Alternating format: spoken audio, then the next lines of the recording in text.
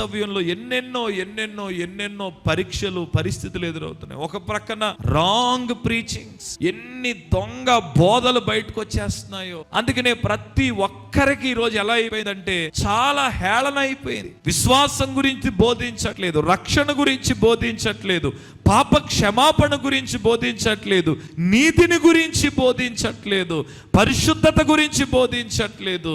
కేవలం అక్కడ ప్రజలు ఎక్కువ మంది ఉన్నారు అనుకోండి, అక్కడ ఏది జరిగినా కరెక్ట్ అనుకుంటున్నారు. ప్రజలు ఎక్కువ ఉంటే అక్కడ నిలబడిన వ్యక్తి ఏది చెప్పినా అది సత్యం అనుకుంటున్నారు.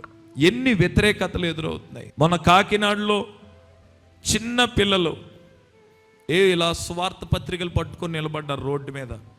ఇష్టం వచ్చినట్టు వాళ్ళ మీద దౌర్జన్యం చేసి, మొన్న మధ్య నేను వీడియో ఒకటి పెట్టాను, మీరు చూసారో లేదో సోషల్ మీడియాలో.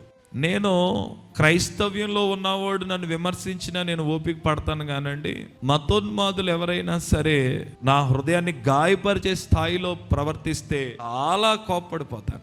మొన్న రీసెంట్గా మీరు చూసారు, తెలంగాణలో ఇద్దరు దైవ సేవకుల్ని ఇష్టం వచ్చినట్టు కొట్టేశారు. ఇలా రోజుకొకటి జరుగుతుంది. ఏం చేస్తున్నారు తెలుసా అండి?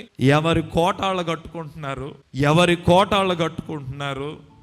చిన్న చిన్న సంఘాలు ఉంటాయి చూసారా అండి, 10 మంది 20 మంది 5 ఇలాంటి విశ్వాసులు ఉంటారు చూసారా. వాళ్ళేమో భయంకరమైన పోరాటాలు ఎదుర్కొంటున్నారు. ఇలాంటి చిన్న సేవకులందరూ పెద్ద సేవకులకి భక్తులుగా మారిపోవాలి. పెద్ద సేవకులు కోట్లు కట్టుకొని ఉండిపోవాలి. మనలాంటి వాళ్ళు మాట్లాడినా మన స్వరం ఎక్కువగా వెళ్దు. మాట్లాడగలిగే వాళ్ళు అందరూ మాట్లాడకుండా మౌనం అయిపోతున్నారు. మరి దానికి దేనికి కారణమో నాకు తెలియదు. ఎందుకు ఈ మాట నేను చెప్తున్నాను? రాబోయే రోజుల్లో సంఘానికి చాలా శ్రమలు ఎదురవుతాయి. ఎన్నెన్నో శ్రమలు మనం ఎదుర్కోవాల్సిన అవసరం ఉంది. అందుకే పేతురు ముందుగానే చెప్పేశాడు, సువర్ణము అగ్నిలో వేయబడినప్పుడు అది ఎంతో కాల్చబడుతుంది, కానీ అగ్నిలో ఉన్నంతసేపు ఆ సువర్ణం ఏమవుతుందంటే శుద్ధి చేయబడుతుంది అంటాడు. సువర్ణము కంటే మీరు కలిగి ఉన్న విశ్వాసము ఎంతో అమూల్యమైనది గనక మీ విశ్వాసాన్ని మీరు కాపాడుకోండి.